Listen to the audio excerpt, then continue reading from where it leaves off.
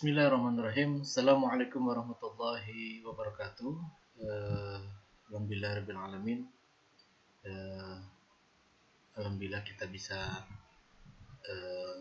berjumpa kembali dalam Vokti Training Center dengan materi herbalogi atau farmakologi herbal. Ya, ini ada sesi kedua dari part-part sebelumnya. Dan alhamdulillah kita minta kepada Allah agar senantiasa diberikan kesehatan dan keistiqomahan dalam melazimkan pengkonsumsian herbal atau kembali kepada kaidah fitrah secara manusia, yaitu pasrahkan diri kita kepada Yang Maha Kuasa agar kita dapat mendapatkan manfaat dari pelatihan ini. Sekaligus kita akan mencoba hijrahkan juga segala pola hidup dan makan kita untuk lebih memprioritaskan kepada yang sifatnya alami. Bismillah kepada teman-teman sekalian dimanapun berada. Mudah-mudahan kita senantiasa terus berkolaborasi dalam hal yang lainnya, juga alhamdulillah kita bersinergi saling menguatkan, dan juga saya yakin Allah akan senantiasa menguatkan kuah di antara kita ketika kita meluruskan niat karena Allah, mencari ridha Allah, dan juga saling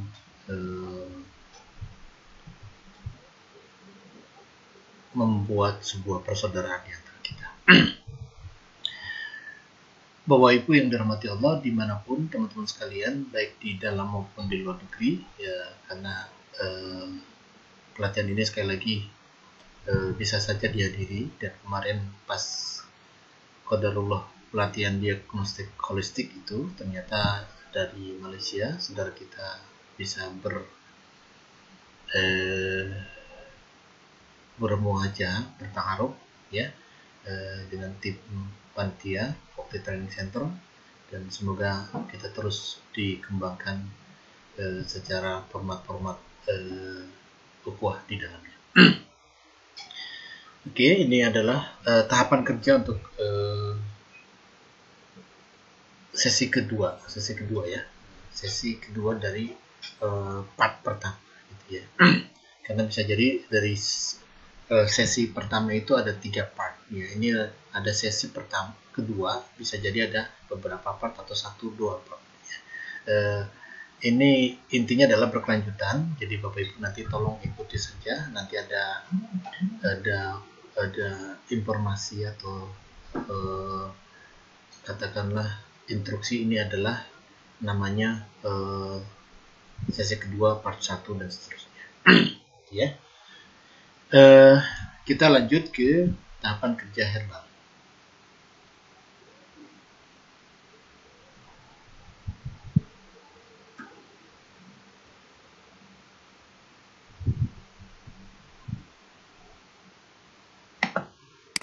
Oke. Ya.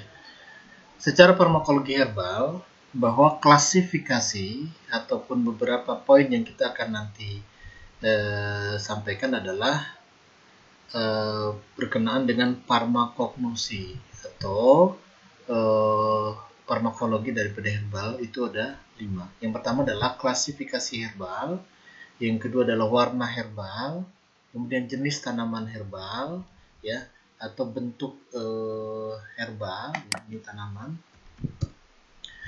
kemudian farmakologis itu sendiri. Nanti kita akan bahas secara satu persatu, dan nanti ada materi tambahan sebenarnya di PDF berkaitan dengan warna herbal dan sebagainya. Jadi bentuk herbal, bahkan termasuk materi medika herbal di Indonesia gitu ya. Jadi ini bagus untuk kita jadikan referensi. Oke, ini berhubungan dengan herbal, klasifikasi tanaman obat atau tanaman herbal. Prinsip dasarnya adalah ada di bentuk akar. Jadi nanti Bapak Ibu sekalian, jika menemukan kategori nama ilmiah Sanskerta ataupun Latinnya di belakangnya radix, maka ini adalah bentuknya, herbalnya adalah akar, gitu ya. Jadi biar ketahuan nanti katakanlah depannya nanti apa, terus ujung-ujungnya radik misalnya, maka munculnya yang disebut akar pada bagian tanaman obat tersebut, gitu ya. Kemudian di mana terdapat bisa pasak bumi, tongkat kali, alang-alang dan sebagainya. Ini adalah bentuk daripada akar yang digunakan untuk pengobatan tanaman obat, gitu ya. Kemudian batang, ada lignum, seperti portowali, secang, gaharu dan sebagainya. Yang digunakan adalah ini, ya batangnya, gitu ya, bukan akarnya. Yaitu jenisnya dari portowali, secang, gaharu dan sebagainya. Kemudian ada daun, folium, gitu ya. Ini juga bahasa ilmiah Latin yang jika di belakangnya adalah nama folium, maka itu menunjukkan adalah tapak lima, tempuyung dan sebagainya ya. Ini kategori dalam bentuk daun penggunaan untuk klasifikasi tanaman obat. Kemudian yang keempat adalah biji semen, gitu ya. Jinten, ada, selada, batu soda itu adalah bagian daripada biji ya. Walaupun bisa saja contoh sederhana batu soda. Nama ilmiah atau latinnya adalah Nigella sativa semen. Berarti itu biji. Tapi kalau Nigella sativa oil, ya, Nigella sativa oil, maka bentuknya adalah cairan, kan gitu ya. Jadi ini hanya lihat belakang kata daripada nama ilmiah tersebut, kita sudah bisa mengetahui apakah itu adalah biji, akar, daun, batang dan sebagainya. Oke. Kemudian klasifikasi daripada sayuran. Ini saya ingin berbagi bahwa Allah memberikan sebuah perumpamaan di alam semesta ini, di lingkungan ini, di sekitar perkebunan katakanlah, ada banyak hal tanaman, sayuran, buah-buahan dan sebagainya. Maka tolong perhatikan, bagi kita yang mau berpikir, kita mau menjadi ulul albab, menjadi orang yang berpikir, menjadi orang yang mentadaburi alam, maka cek warnanya ya. Contoh, kita harus tahu bentuk namanya sayurannya itu apa, warnanya apa dan sebagainya. Maka perhatikan itu dulu ya, lihat warnanya, lihat jenisnya dan sebagainya. Sayuran seperti labu, pare, tomat itu jenis-jenis sayuran. Kemudian buah itu fruktus, apel, jambu, markisa dan sebagainya, itu banyak sekali ya. Saya sangat yakin Bapak Ibu sekalian paham mengenai klasifikasi ini. Umbi, daun dewa, singkong, ubi jalar, umbi-umbian ya, yang sifatnya ke arah tadi yang kita ambil adalah umbinya. Kemudian semak, sambiloto, putri malu, sirih dan sebagainya.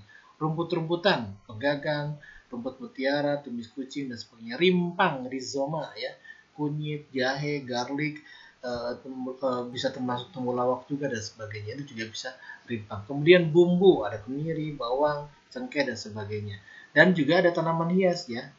Tanaman hias yang bisa digunakan untuk obat ya. Artinya Allah tidak akan sia-sia menciptakan ciptaannya atau makhluknya berupa tanaman, itu bisa saja berubah menjadi sebuah kemanfaatan yang luar biasa. Contoh,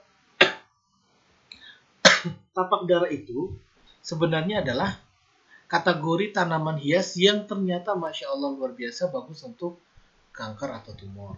Daun ungu bagus untuk sembelit atau pencahar, lidah buaya dan sebagainya. Jadi ada kategori tanaman hias. Kita klasifikasikan saja. Tetapi yang pelajaran hari ini yang kita dapatkan adalah bagaimana caranya baik sayur, buah, umbi, semak, rumput, bambu, ripang dan tanaman hias ini yang mempunyai manfaat pengobatan yang bisa digunakan untuk terapi itu ya. Itu yang paling penting sebenarnya. Jadi lihat warnanya, lihat jenisnya, itu boleh, silakan dipelajari. Tapi tujuannya adalah dalam rangka untuk mengklasifikasikan bahwa tanaman tersebut bisa untuk sebagai pengobatan atau terapi herbal ya. Itu. Ini farmakologi herbal. Ya. Ini sering sekali alhamdulillah Sefek Kurma Vokti Training Center punya CV kurma yang dulu kita memproduksi lebih daripada 43 produk herbal ya. Di luar daripada madu ya. Madu ada sekitar 7 jenis. Madu tibun, kemudian madu holistik, madu tiga raja dan sebagainya, itu banyak. Yang artinya apa? Saya mencoba untuk membuat formulasi berdasarkan ini gitu ya. Sampai saya alhamdulillah membuat produk namanya antibiotik alami dari herbal yang pada saat itu belum ada. Jadi saya buat itu dan ternyata di beberapa komentar medis itu ya, dokter bidan waktu kita memberikan herbal itu malah mengapresiasi, wah ada nih ya herbal antibiotik yang sementara ini mereka mindednya kepada obat kimia sintetis untuk antibiotik gitu ya. Yang pertama, kita mempelajari sebuah farmakologi herbal itu sangat penting agar kita tahu persis bahwa obat tersebut, maksudnya herbal tersebut, tanaman tersebut itu sifatnya apa gitu ya. Pertama adalah anti-inflamasi. Apa itu? Dia bisa mengurangi peradangan, Bapak Ibu sekalian. Jadi jika ada jika ada keluhan organ, jika ada klien yang kemudian mengalami unsur inflamasi, peradangan, maka berikan herbal-herbal yang sifatnya untuk mengurangi. Kenapa? Karena dibiarkan itu akan menjadi pendarahan. Pendarahan akan bisa menjadi sumbatan. Sumbatan akan menjadikan dia benjolan, muncullah tumor, kanker dan sebagainya. Apa herbalnya? Bidara upas, meniran, temulawak dan sebagainya. Ya, ini penting sekali untuk peradangan. Termasuk ini juga bagus untuk apa? Ternyata bagus untuk jika terjadinya mimisan misalnya. Barusan saya ini sebenarnya di jeda karena ada tadi telepon dari klien ingin inden datang dan mengalami mimisan dari kecil. Ya saya sampaikan bahwa itu tidak normal. Ada terjadi kontraksi organ jantung di situ yang bisa menimbulkan pecahnya ataupun luka di pembuluh darah tersebut. Artinya apa? Ini bagaimana caranya kita kurangi. Dan alhamdulillah saya beberapa kali saya lakukan waktu membuka pusat rehabilitasi yang dia keluar dari hidung terus-terusan, termasuk dari mulutnya, diberikan herbal-herbal seperti bidara upas, mimba pada saat itu dan sebagainya. Kemudian sambil kita minta bacakan istighfar pelan-pelan. Ya, alhamdulillah dengan izin Allah berhenti gitu ya. Ini penting. Kemudian antitoksin, mengurangi racun. Jika kita mungkin sudah terlalu banyak sintetis di dalam tubuh kita, kita harus mengeluarkan tuh racun. Dengan apa? Daun dewa, mengkudu, pegagan, sambiloto. Apa sebenarnya herbal ini? Sebenarnya herbal satu-satunya atau herbal di sini adalah herbal yang sifatnya melancarkan sirkulasi darah sebenarnya. Ya. Jadi dilancarkan, dikeluarkan gitu ya. Itu adalah herbal-herbal sifatnya untuk mengurangi racun. Kemudian antipiretik, demam ya. Jadi herbal ini penting sekali apalagi di saat pandemi seperti ini. Sebenarnya WHO memvalidasi atau katakanlah meng-ACC bahwa Thailand menemukan obat herbal sambiloto, Androcapis paniculata tadi sebagai obat COVID. Ya sebenarnya tadi dia bisa untuk sebagai mengurangi demam. Kenapa? Karena screening awal COVID adalah demam, kan gitu ya. Screening awal sekali lagi ya. Di lain daripada screening yang lainnya terkait dengan imunitas, kemudian bepergian dan sebagainya. Tapi intinya adalah demam dahulu. Nah, sambiloto herbal yang paling efektif untuk mengatasi atau menurunkan demam. Ini yang paling penting gitu ya. Jadi ini yang luar biasa. Kemudian saga juga demikian, bisa untuk menangani demam. Antibiotik ini. Antibiotik adalah membunuh kuman ya, yang sifatnya untuk imunitas dan sebagainya. Ada di mana? Sambiloto lagi. Daun sendok, temulawak dan sebagainya. Jadi bisa digunakan sebagai antibiotik alami gitu ya. Kemudian Ini ada antikoagulasi, antivirus. Antivirus adalah untuk melemahkan virus, ya. Nah, termasuk Sambiloto masuk lagi di sini ya poinnya. Sebenarnya antivirus, anti kanker, anti tumor itu ada kladitikus juga. Ini luar biasa. Jadi kita bisa mengkolaborasikan atau mensinergikan herbal-herbal ini sebagai antivirus, termasuk meniran dan sebagainya. Jadi ini luar biasa. Silakan teman-teman pelajari.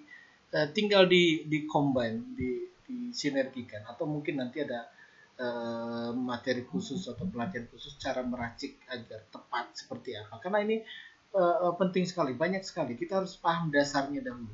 Kita harus paham basicnya dahulu. Tidak mungkin orang bisa level ke advance atau level yang mahir kalau tidak paham basicnya. Maka ini harus penting ya, supaya kita bisa memahami sebuah katalog, sebuah dasar daripada sebuah keilmuan itu sendiri ya. Jadi jangan langsung kemudian kita paham merek dan sebagainya.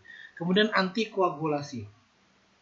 Antikoagulan, koagulan itu mengencirkan darah, mencairkan gumpalan darah. Dan herbal satu-satunya di Indonesia yang sifatnya koagulan ditemui adalah daun dewa. Selain daripada temu putih yang juga mempunyai sifat itu, tetapi kuatnya ada di daun dewa. Ya, sifatnya mengencerkan. Jika ada terjadi stagnasi darah, sumbatan darah, hambatan darah, berikan herbal ini. Ya, berikan sifatnya yang sifat koagulan. Kita harus paham. Anti kanker, mencegah kanker. Apa itu? Sambung nyawa, daun dewa, sambiloto, kunir putih, tadi bidara upas yang sifatnya hanya tanaman hias bentuknya, dan masuk kladitikus ya. Ya, kladitikus ini paling kuat, diteliti lebih dominan menurut saya. Kenapa? Karena kladitikus juga herbal yang bisa untuk mengantisipasi efek daripada kemoterapi. Ya, luar biasa ya, kladitikus cari ya, yang daunnya atau buntutnya seperti tikus gitu ya. Kemudian analgesik, pengurang rasa sakit. Nah ini, jika kita ada beberapa klien yang mengkonsumsi analgesik versi kimia sintetis, biasanya dia mengalami osteoporosis, osteoartritis, rheumatitis atau rheumatik ya, dan lebih kepada hal-hal yang membantu sendi, otot dan tulang. Maka biasanya diberikanlah obat analgesik. Nah, substitusi dari herbal atau obat atau tanaman obat yang ada sifat analgesik atau farmakologinya adalah sidaguri, ciplukan, bidara upas. Nah ini silakan ya. Ternyata sidaguri juga ini bisa mengobati atau memberikan dampak kesembuhan kepada yang asam urat, rematik dan sebagainya gitu ya. Jadi ini secara fungsi global banyak, tetapi yang sifatnya analgesik ada di sini ya. Kemudian diuretik, meningkatkan pembuangan urin. Jadi dia pencahar, eliminasi kalau bahasa medisnya, mengeliminasi pembuangan ginjal atau urin yang lebih kepada sifatnya adalah pencahar pembuangan. Jadi melancarkan gitu ya. Hampir di semua bagian herbal itu terdapat diuretik. Apa cirinya? Nah, ciri daripada diuretik adalah satu, warnanya hijau. Tolong dipahami, hampir semua besar herbal berwarna hijau. Nah, saya tambahkan karena ini terlalu panjang ya. Itu mempunyai sifat diuretik ya. Tetapi yang berwarna merah, berwarna kuning itu belum tentu. Tapi hampir semua yang berwarna hijau itu mempunyai sifat diuretik gitu ya. Kemudian erythropoiesis ya. Erythropoiesis itu sebenarnya adalah meningkatkan produksi darah merah. Ini penting sekali untuk apa? Bagi orang yang terkena biasanya adalah leukemia atau berhubungan dengan kanker darah atau berhubungan dengan terlalu banyaknya sel produksi sel darah putih di dalam darah tersebut gitu ya. Kenapa saya sampaikan ini penting? Karena tidak mungkin sel darah putih itu juga dibuang. Karena tidak mungkin sel darah merah juga jika berlebihan dibuang misalnya. Maka mau tidak mau, maka ini harus diberikan sesuatu untuk menyeimbangkan sel darah putihnya. Gitu ya. Dengan apa? Ya tadi dengan tapak darah, dengan sambang darah, dengan sambung nyawa, itu juga bagus untuk meningkatkan atau memberikan efek untuk menambah sel darah merah gitu ya. Jadi ini yang paling penting gitu ya. Jadi inilah yang kemudian nanti silakan direferensikan berdasarkan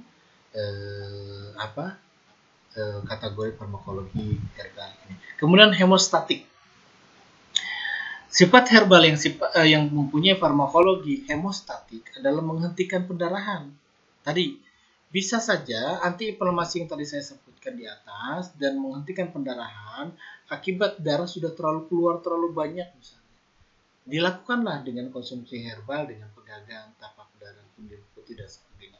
Maka herbal hemostatik ini juga sangat dibutuhkan oleh kita untuk merekomendasikan agar tidak terjadi bleeding atau pendarahan lebih lanjut gitu ya. Jadi ini sangat penting mempelajari farmakologi herbal. Kemudian hipotensif, menurunkan tekanan darah, hipo ya. Kita bahasanya hipo ya. Kalau hipotensif, hipotensif. Ini sebenarnya adalah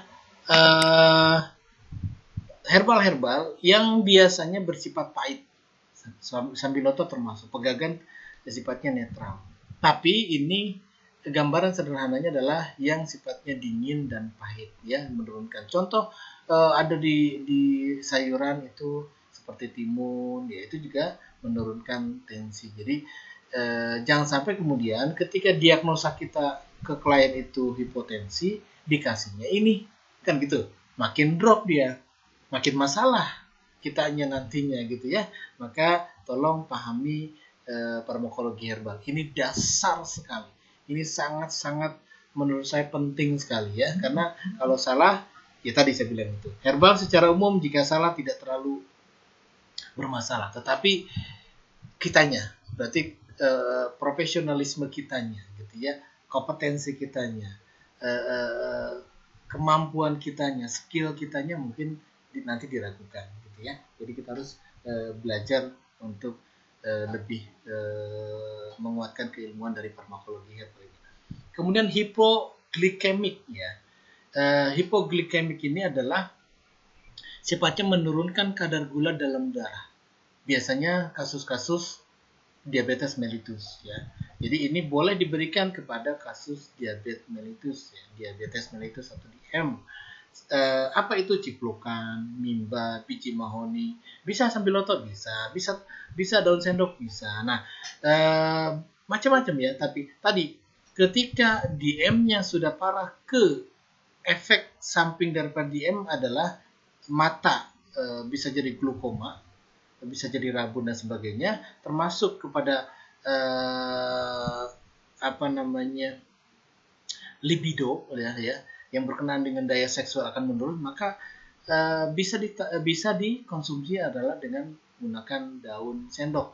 Karena daun sendok selain memperbaiki DM-nya juga untuk mengobati efek samping itu sendiri gitu ya. Itu yang, jadi kalau kita sudah paham atau banyak rekomendasi itu akan lebih mudah mereferensikan herbal. Jadi kita lihat kasus dan efeknya, sudahkah sampai ke mata, sudahkah sampai ke libido dan sebagainya.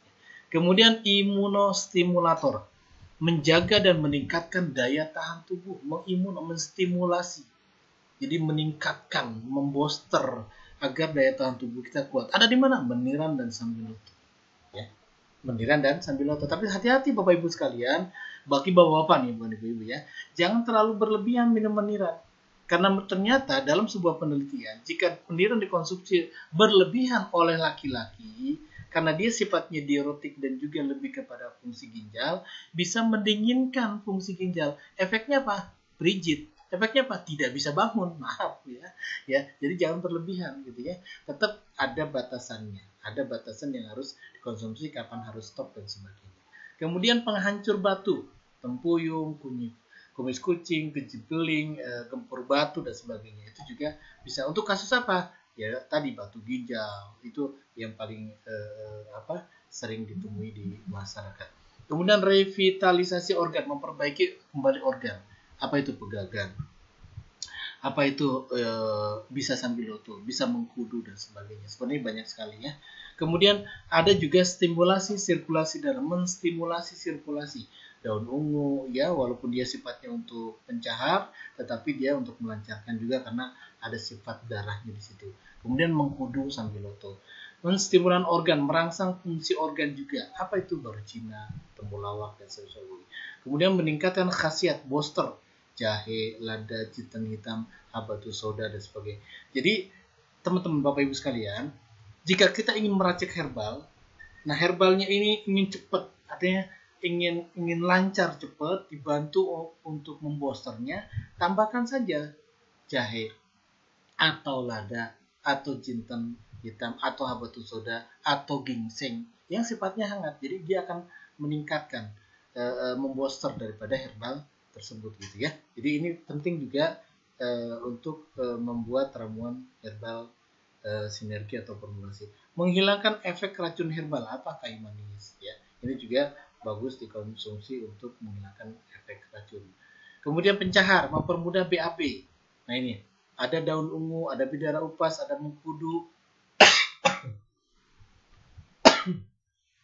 Boleh juga apa? Boleh juga kalau di herbal sunnah itu ada namanya zaitun, ada juga namanya VCO, silakan ya, mempermudah BAB. Ini kejadian saya sedikit banyak sebenarnya kasus-kasus yang alhamdulillah saya tangani tidak sampai terjadi operasi. Salah satunya adalah di sini. Jadi ada beberapa pas saya jadwal observasi atau asistensi praktek di rumah sakit swasta di Bekasi, itu ada klien yang kemudian dia sudah dikasih pencahar paling kuat gitu ya, ternyata tidak juga BAB. Saya hanya menyarankan, Pak, Bu, cari di sana yang namanya daun ungu dan zaitun. Akhirnya dicari. Alhamdulillah dengan izin Allah, luar biasa dia bisa BAB tanpa harus dioperasi wasirnya gitu ya. Jadi ini luar biasa. Jadi bisa asalkan tadi tepat dosisnya, kemudian kita berikan saran-saran yang lainnya. Termasuk yang tadi mau operasi prostat, ya kita berikan apa? Gampang. Cari meniran. Herbal paling kuat secara diuretik adalah meniran, gitu ya. Jadi jika ada orang mau operasi prostat, utamakan itu dahulu, gitu ya. Selain daripada sinergi herbal ini. Kemudian ada namanya ekspektoran, mengeluarkan dahak, melegakan tenggorokan lah kata-kata ya. Apa itu petigan kebo, saga, daun sendok, termasuk pegagan juga dan sebagainya. Jadi ini sifatnya adalah ekspektoran ataupun daun mint ya. Kita tahu ada daun mint ya, silakan konsumsi. Jadi tidak hanya mint secara langsung, tetapi ini ada petikan kendur, kebo dan sebagainya. Jadi inilah farmakologi herbal, sebuah landasan dasar kita akan masuk ke ranah terapi herbal, gitu ya. Tapi kalau orang yang kemudian langsung bicara khasiat, bicara manfaat, itu mohon maaf sekali lagi saya sampaikan ini kurang tepat, ya, kurang tepat ya menurut saya. Harus belajar secara proses dahulu, karena luar biasa sebenarnya. Kalau di dulu saya sedikit berkisah bahwa dulu ada namanya suatu lembaga yang sekarang sudah tutup sebenarnya, memberikan sebuah pelatihan itu bukunya itu tebal, tiga jilid gitu ya. Luar biasa, artinya apa? Ini menandakan bahwa pelajaran materi herbal itu sampai per karantina atau kelas itu 6 bulan, berarti sekitar 1,5 tahun gitu ya, satu jilid buku itu. Banyak sekali ya, artinya kupas tuntas mengenai itu. Tetapi ya kuliah tidak apa-apa. Ini adalah sebuah prolog, sebuah mukadimah saya. Jika ini dipelajari terus, tingkatkan, diaplikatifkan, maka insya Allah akan lebih mahir. Ibarat pisau sering diasah dan sebagainya. Jadi itu gambarannya adalah semoga dapat bermanfaat dan berbagi. Sekali lagi mudah-mudahan ini dijadikan sebagai landasan basic kita untuk mempelajari sebuah farmakologi herbal. Ini simple, saya katakan gambaran sederhana farmakologi. Kita nggak usah terlalu jelimet mengurusin rumus biokimia, rumus zat kimianya seperti apa, Anda perlu ya terlalu jauh. Kita belajar ini saja ranahnya. Insya Allah akan dapat lebih bermanfaat untuk masyarakat, gitu ya. Ini tugas ya, silakan kerjakan. Sekali lagi ini sekunder, artinya boleh dikerjakan, boleh tidak, tapi asalnya dikerjakan. Sebutkan warna herbal yang berhubungan dengan warna organ. Dalam prinsip herbal bagaimana saja secara umum yang digunakan untuk keluhan sakit kepala, stamina, dan kesuburan. Yang tiga, secara perekomendasian obat sintetis yang selalu diberikan dan diminta dihabiskan yang bersifat apa, contoh herbal tersebut, yang substitusinya apa, itu silakan jawab. Ini bisa jadi nanti ada pertanyaan lewat Google Form, tapi sekali lagi ini kalau dikerjakan akan lebih mudah nanti untuk mengerjakan Google Form. Ini clue-nya ya. Jadi supaya teman-teman sudah punya gambaran dahulu, kemudian nanti mudah dalam mengisi tugas. Karena syarat daripada LPK kami untuk akreditasi dan sebagainya adalah teman-teman peserta harus melampirkan tugas salah satunya dan juga tanda tangan kehadiran kepada panitia, gitu ya. Jadi agar proses belajar mengajar kita tuh betul-betul terukur, terarah, dan juga punya nilai sesuatu yang mungkin awalnya agak sulit, pusing dan sebagainya, tapi insya Allah lama-kelamaan kita akan terbiasa, gitu ya. Demikian, mudah-mudahan sekali lagi bermanfaat. Kita nanti akan masuk ke sesi 3, yang tadi adalah sesi kedua, tapi partnya juga keluar cuma part 1 saja karena ada materi yang lain yang harus kita bahas lebih lanjut. Demikian, terima kasih. Semoga sekali lagi kuatkan, minta kepada Allah memberikan kepahaman kepada kita ya.